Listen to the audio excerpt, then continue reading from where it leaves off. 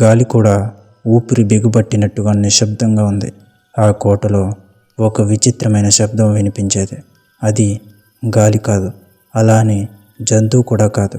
అది గొలుసుల లాగుడు శబ్దం. ఆ శబ్దం ప్రతి అర్ధరాత్రి వస్తుంది. కానీ ఎవ్వరూ కూడా దాని దగ్గరికి వెళ్ళడానికి ధైర్యం చేయలేదు. ఎందుకంటే ఆ కోట కింద గుహలో ఒక యక్షిని బంధించబడి ఉంది అని అంటారు. శతాబ్దాల క్రితం వీరసింహ అనే రాజు తన శత్రువులను చంపించడానికి ఎంతటి పరాక్రమానికైనా దిగజారేవాడు. అతని శక్తి, సైన్యం, సంపద అన్నీ ఉన్నా సరే ఒకటి మాత్రం లేదు, అదే భయం పెట్టే శక్తి. అందుకే అతను తాంత్రికులను పిలిపించాడు. నాకు ఒక శక్తి కావాలి, నా శత్రువులు నా పేరు విన్నా చచ్చిపోవాలి అన్నాడు. ఒక వృద్ధ తాంత్రికుడు ముందుకొచ్చాడు. మహారాజా, ఒక మార్గం ఉంది, కానీ అది మీకు శాపం అవుతుందేమో అన్నాడు. రాజు నవ్వాడు. నాకు శాపాలు భయం కాదు అన్నాడు. ఆ రాత్రి అరణ్యంలో ఒక యజ్ఞం జరిగింది.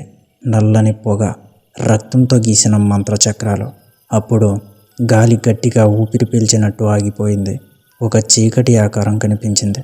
మొదట కళ్ళు, తర్వాత ముఖం. అది ఒక స్త్రీ రూపం.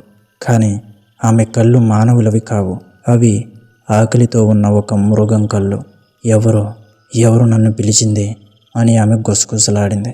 ఆ శబ్దం వినగానే తాంత్రికుల గుండెలు ఆగిపోయాయి. రాజు మాత్రం ముందుకొచ్చాడు. నేనే నిన్ను బంధించడానికి అన్నాడు. ఒక్కసారిగా గాలి బలంగా వీసింది. ఆమె నవ్వింది. నన్ను బంధించగలవా అని. ఆ నవ్వు వినగానే చెట్ల మీద పక్షులు ఒక్కసారిగా చనిపోయాయి. తాంత్రికుడు మంత్రాలు చదవడం మొదలుపెట్టాడు. రక్తంతో గీసిన సంఖ్యలు వెలిగాయి. ఒక్క క్షణంలో ఆ యక్షిని కాళ్ళకు, చేతులకు అగ్ని సంఖ్యలు కట్టుకున్నాయి. ఆమె అరిచింది. ఆ అరుపు మనిషిది కాదు, జంతువుది కూడా కాదు. అది నరకం నుంచి వచ్చిన ఒక విచిత్రమైన శబ్దం. ఇప్పటి నుంచి నువ్వు నా బానిసవి అన్నాడు రాజు. ఆమె కళ్ళల్లో ఒక్క క్షణం కోపం మెరిపించింది. కానీ వెంటనే ఆమె తల వంచింది. మహారాజా అని నిశ్శబ్దంగా చెప్పింది. ఆమెను కోట కింద గుహలో బంధించారు. చీకటి, నీటి చుక్కలు పడే శబ్దం మరియు ఆమె ఊపిరి శబ్దం. ఎవరైతే నాకు శత్రువులు ఉంటారో వారిని నువ్వు వేటాడాలి అన్నాడు రాజు. ఆమె నెమ్మదిగా తలూపింది. ఆ రాత్రి నుంచి ప్రతి అర్ధరాత్రి గుహ తలుపులు స్వయంగా తెరుచుకుంటాయి. ఆమె బయటకు వస్తుంది. మరుసటి రోజు ఉదయం రాజు సింహాసనం ముందు ఒక తల, రక్తం ఇంకా కారుతూ ఉంటుంది. 1, 2, 10, 100 శత్రువులందరూ ఒకరి తర్వాత ఒకరు చనిపోయారు. ఎవరు ఎలా చనిపోతున్నారో ఎవరికీ తెలియదు. కానీ చనిపోయిన వాళ్ళ కళ్ళు మాత్రం భయంతో గడ్డకట్టినట్టే ఉండేవి.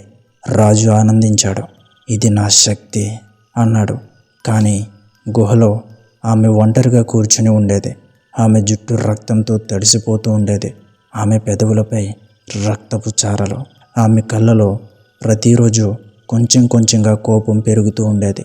ఒకరోజు ఆమె గోడ మీద వేలితో ఇలా రాసింది, రక్తంతో బంధం, పగ, వేట అని. ఆ రాత్రి ఆమె తల తెచ్చింది. కానీ ఆమె కళ్ళు మొదటిసారి రాజును చూసి నవ్వాయి. ఆ నవ్వు ఏదో తప్పు జరుగుతుందని సూచన. మన మొదటి భాగం ఇక్కడితో ముగిసింది.